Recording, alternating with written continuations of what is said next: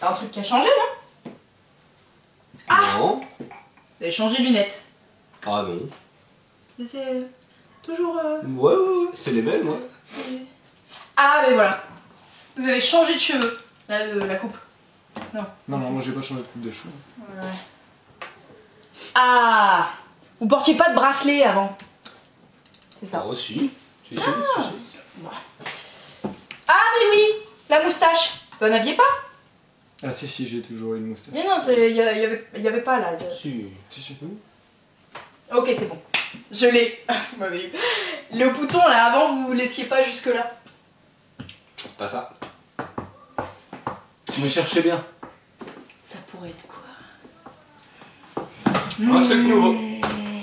Un truc. Ben oui, eh oui. Vous avez 2 caisses maintenant.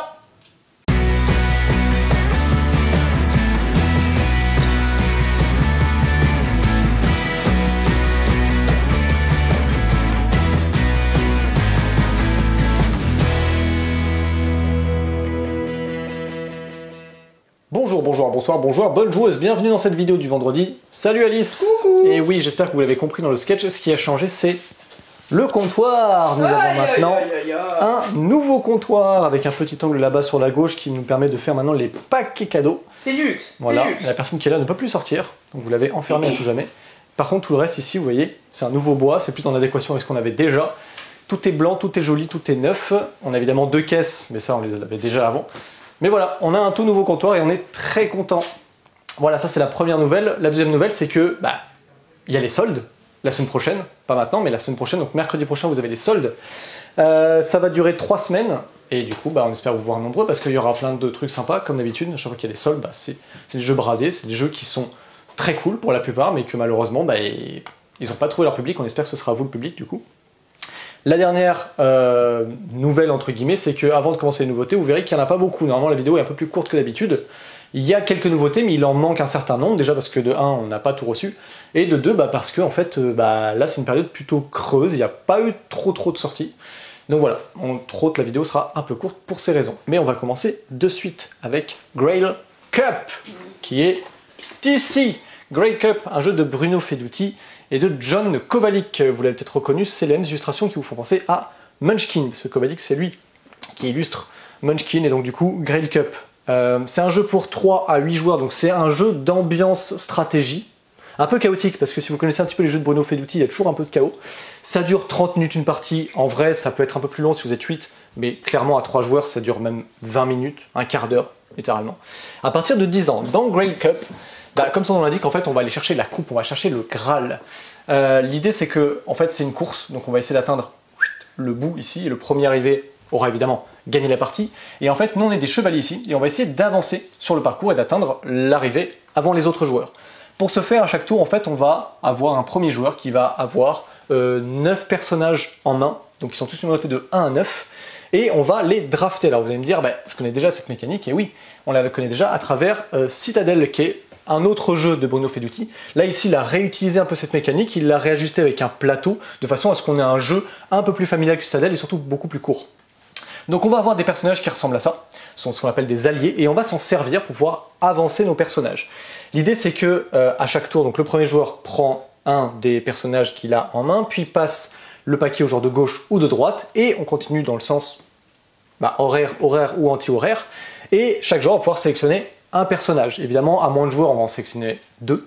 Et donc, une fois qu'on a tous choisi notre personnage, on va les activer de 1 à 9, donc on commence par appeler le premier joueur, qui sera, là mettons le premier joueur, ce serait l'enchantresse. L'enchantresse, le joueur qui l'a choisi, révèle l'enchantresse et active son effet. Alors il y a plein d'effets, je ne vais pas tous vous les faire, mais il y en a plein qui permettent notamment, l'enchantresse permet de maudire un allié, et du coup de pouvoir, de maudire un joueur, pardon, et de pouvoir justement switcher sa place avec lui, et d'avancer de une case. Vous avez un magicien qui permet de récupérer ces petites cases de trèfle, qui sont en fait des jetons bonus, qui vous octroient plein de bonus différents, et en fait vous en choisissez 3, vous les consultez et vous les remettez où vous voulez sur les cases que vous avez sélectionnées. Vous allez avoir un personnage qui va permettre d'avancer plus vite que les autres. Je crois que c'est 4 cases, il y en a un qui permet de faire ça. Vous avez plein d'effets différents. L'idée, c'est que en plus des effets des alliés, vous allez arriver sur des cases parfois qui ont des bonus, notamment la grange, vous permettre de lancer un dé qui vous permet d'activer des effets. Il y a plein d'effets, je ne vais pas rentrer dans le détail, mais c'est ça qui rend le jeu assez fun, c'est qu'en fait vous allez essayer d'anticiper ce que les joueurs vont prendre comme personnage, d'anticiper leur avancement pour essayer de contrecarrer leur plan. Vous allez voir ici qu'il y a un petit jeton de dragon. Le dragon en général a un effet qui vous demande d'avancer mais qui vous demande de traverser le dragon. Malheureusement vous ne pouvez pas le faire, sauf certains, vous verrez une icône comme ça vous permet d'ignorer le dragon. Mais en général on ne peut pas ignorer le dragon, sauf si on a une petite lance, qui est une sorte de jeton bonus qui vous permet d'éviter le dragon. Une fois qu'on a tous appelé les personnages, du coup on va relancer une distribution de personnages, on va le donner en fait au premier joueur qui va lui en choisir un et de nouveau le passer au joueur de gauche ou de droite, etc.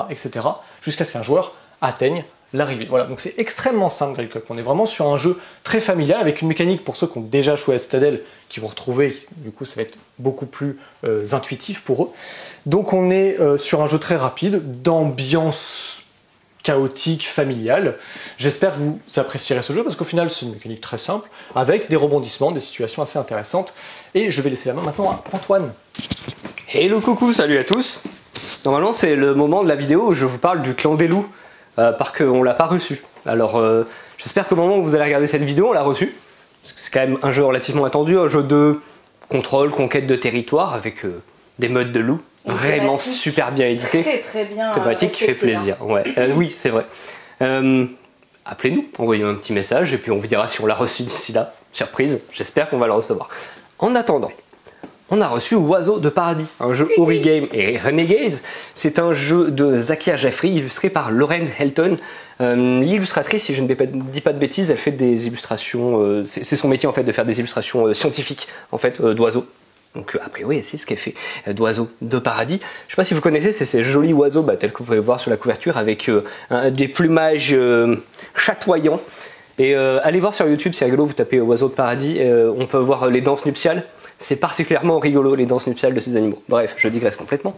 C'est un jeu de collection de cartes. C'est un jeu pour 1 à 5 personnes. Oui, il y a un mode solo. Pour des parties de 1 demi-heure, 45 minutes, à partir de 12 ans. Je vais vraiment pas entrer dans les détails, tout simplement déjà parce que je n'y ai pas encore joué et parce que c'est un jeu qui quand même se récapitule assez rapidement. Vous allez faire des collections de cartes, ces cartes ce sont des oiseaux.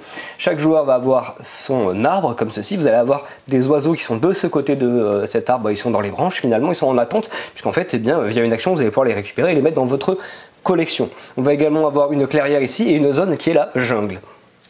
Quand vous allez mettre des oiseaux dans votre collection, vous vous en doutez, ils vont faire marquer des points. Il y a des oiseaux qui vous font marquer des points bruts comme ceci. Il y a des oiseaux qui vous font marquer des points de valeur croissante selon le nombre d'oiseaux que vous avez, mais nombre d'oiseaux du même type consécutif. Donc, contrairement à plein de jeux de collection de cartes, l'ordre dans lequel vous allez récupérer les cartes va être très important. En gros, à son tour, on va avoir 3 points d'action. Et ces points d'action, on va pouvoir les dépenser pour faire diverses actions. Alors, parmi les actions possibles, par exemple, il y a l'action de choisir un oiseau dans mon arbre et puis le mettre dans ma collection.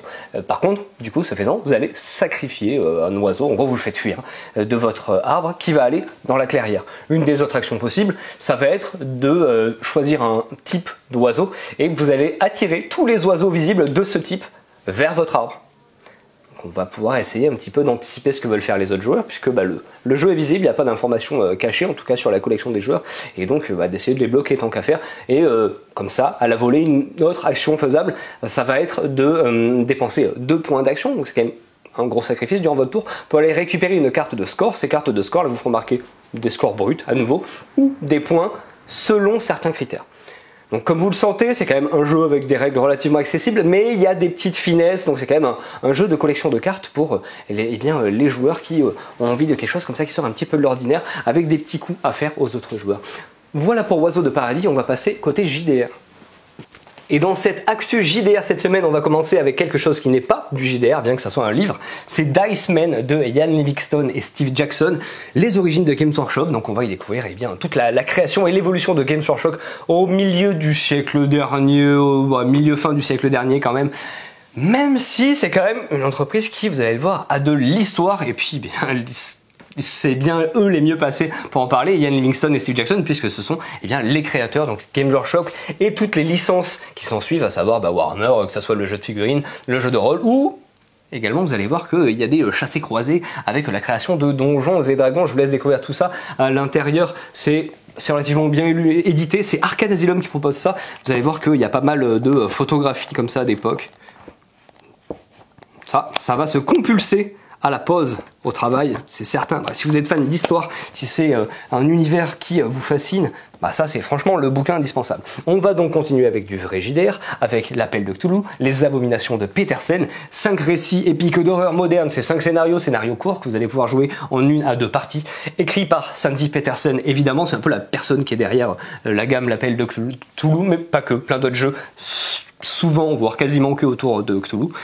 Et coécrit avec Mike Mason. Voilà donc les abominations de Petersen pour les joueurs de l'appel de Cthulhu. Et on va terminer avec Colossal de Arcane Asylum également. Colossal, hop là, c'est un jeu solo. Ça a un peu le vent en poupe, on vous en propose presque chaque semaine un jeu de Nick Angel qui a créé les règles, qui vous propose de vivre des aventures et qui a également fait les illustrations de cet univers. C'est un univers qui se passe entièrement dans un château, c'est un château qui est immense, chaque pièce, chaque couloir peut contenir des continents entiers, des forêts, des montagnes, des océans et vous allez le parcourir, vous êtes un aventurier, vous allez y croiser des beffrois comme ceci, ce sont des sortes de golems, de créatures mécaniques mais qui sont animées de magie et des fois ça va être vos alliés, ça peut être vos ennemis, la plupart du temps à mon avis ça va être vos ennemis, et donc vous allez découvrir ce monde plein de mystères. C'est un jeu donc, comment dire, dans lequel vous allez vivre des aventures, mais non pas à la manière d'un livre dont vous êtes le héros, où vous auriez une aventure scriptée, mais là plutôt c'est une sorte de générateur d'aventure qui va utiliser un système de cartes que vous allez pouvoir utiliser pour créer votre personnage, où vous pouvez choisir de le personnaliser complètement selon vos désirs, et ensuite cartes que par contre vous allez tirer au hasard, afin de déterminer les lieux, les événements, les personnages que vous allez rencontrer et la résolution, eh bien, par exemple, des combats. Voilà donc en une 50aine de pages, c'est ça qui est top. Moi, je l'ai lu en entier à la pause du midi. Et je pense que maintenant, à une autre pause du midi, je vais pouvoir commencer une aventure, voir un petit peu comment ça fonctionne. Dans les fêtes, en tout cas, ça donne vraiment envie. Et je pense que c'est le genre de format où vous pouvez faire des petites parties courtes et vous allez écrire dans votre petit journal l'avancée de votre partie, ou alors vous pouvez vous y mettre tout un week-end et vivre une véritable épopée. Hop là, voilà donc Colossal qui vient quand même, il faut le dire, avec son journal de l'explorateur. Alors là c'est du confort, là c'est du pur confort, mais c'est génial parce qu'en fait ce livret, hop, vous allez avoir des pages comme ceci dans lesquelles vous allez pouvoir mettre vos entrées de journal, vous allez pouvoir faire vos phases d'exploration au combat, dessiner votre petite carte, et vous avez tout un tas de blocs de feuilles de personnages sur la fin, tac tac tac, voilà, feuilles de personnages qui ressemblent à ceci, et puis des dessins pour les gens qui savent dessiner, à savoir pas moi du tout, hop, et en plus tout ça, franchement, alors on ne parle pas systématiquement des prix, mais c'est vrai que quand c'est accessible, on le dit, et là vous avez un bouquin à 22 €. Ce qui est bien avec le jeu de rôle solo, c'est que c'est souvent pas très très cher, je trouve, et derrière, si vous avez assez d'imagination, vous allez pouvoir vivre tout un tas d'aventures. Et on repasse de l'autre côté. Et coucou YouTube! Et oui, c'était moi le client tout à l'heure. Vous avez vu, j'ai la perruque. C'était moi, mais c'était pas moi.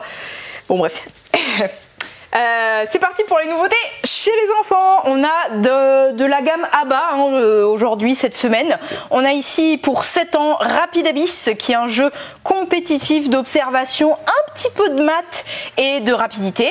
Le but c'est de faire le plus, pas le plus de points de victoire possible, mais c'est surtout de faire 5 manches et qu'à la fin vous ayez le moins de points négatifs finalement possible, qui sont ces petites gouttelettes.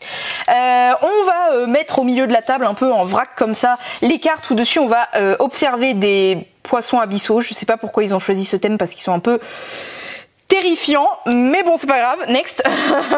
On va lancer 4 dés qui vont représenter des couleurs qui en fait on les retrouve sur les poissons des abysses. Voilà, on va avoir autant le bleu, le vert, le orange, tout ça. Okay. Ils ont des vrais noms scientifiques, ils sont dans les règles. Je ne les ai pas retenus, sauf lui, je sais que c'est une baudroie. Voilà, on dit merci à Animal Crossing. On lance les dés.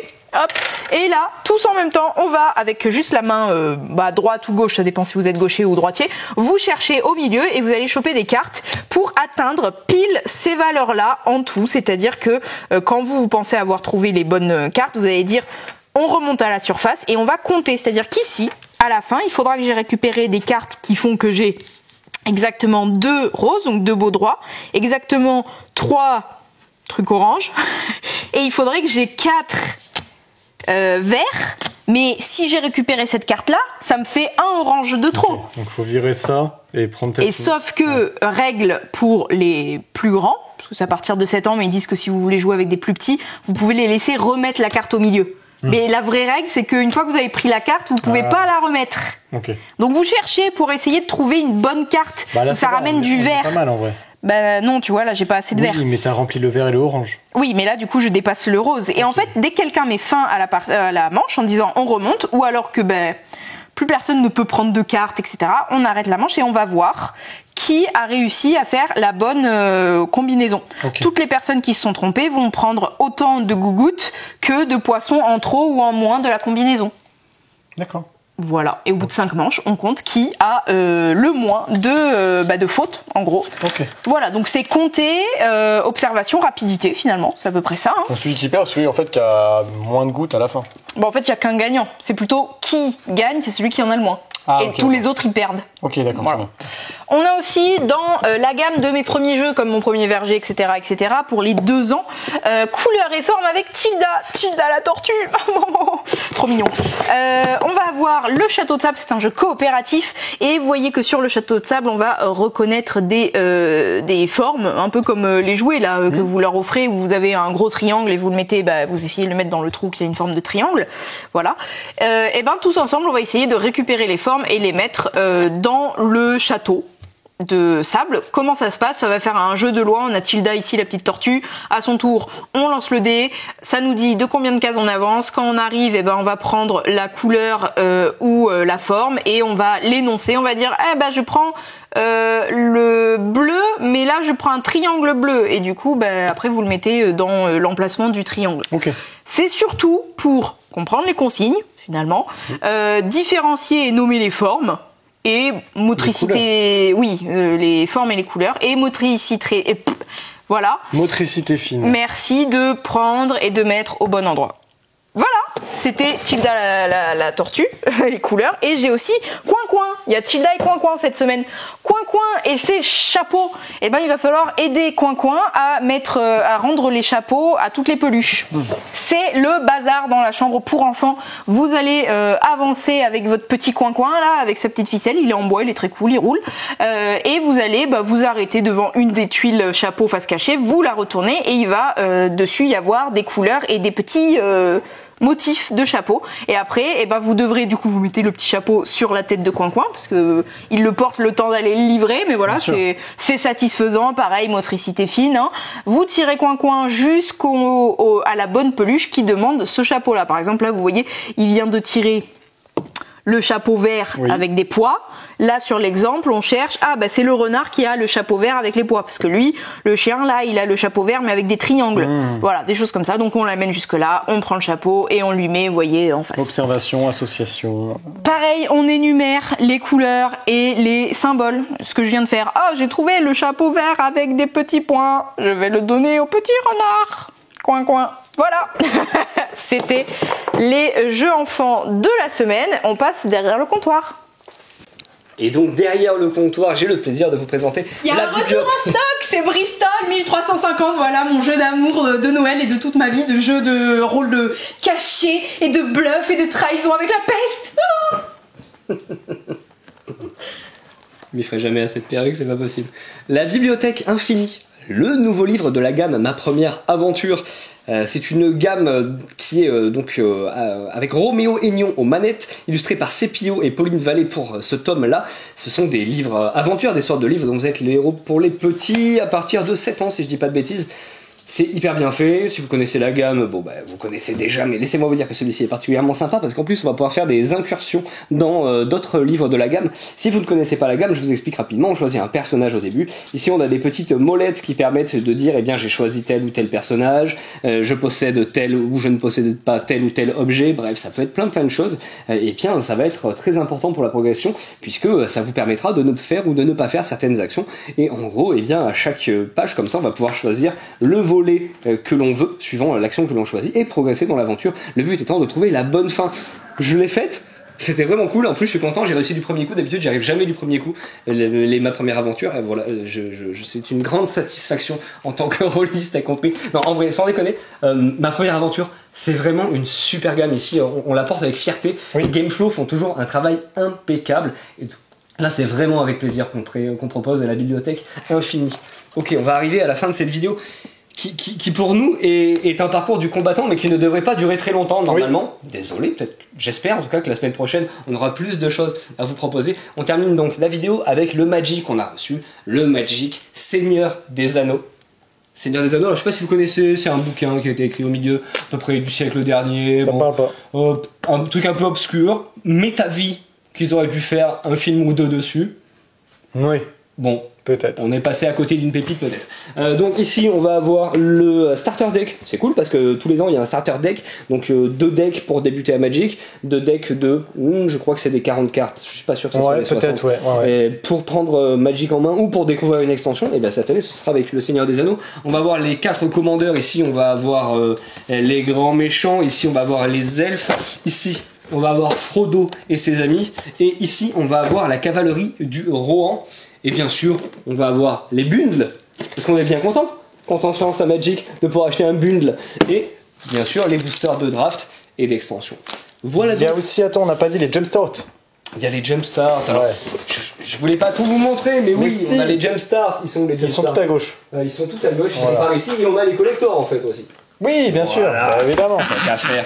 Donc les Jumpstart, t'as bien raison de me le rappeler parce que c'est une bonne opportunité de rappeler ce que c'est que les Jumpstart. C'est vraiment un format sympa parce qu'en fait c'est des boosters, des gros boosters bien épais comme ceci. Vous en achetez 2. Dans chaque booster vous allez avoir une thématique. Donc par exemple ici on va avoir des Hobbits et ici nous allons avoir des Ents. J'en sais rien, c'est la surprise, mais j'espère que je vais avoir ce genre de choses à l'intérieur parce que moi j'aime bien les Hobbits et les Ents. Et du coup je vais mélanger, tac tac tac tac, hop, j'ai mon paquet de cartes, je le pose sur la table et je peux jouer.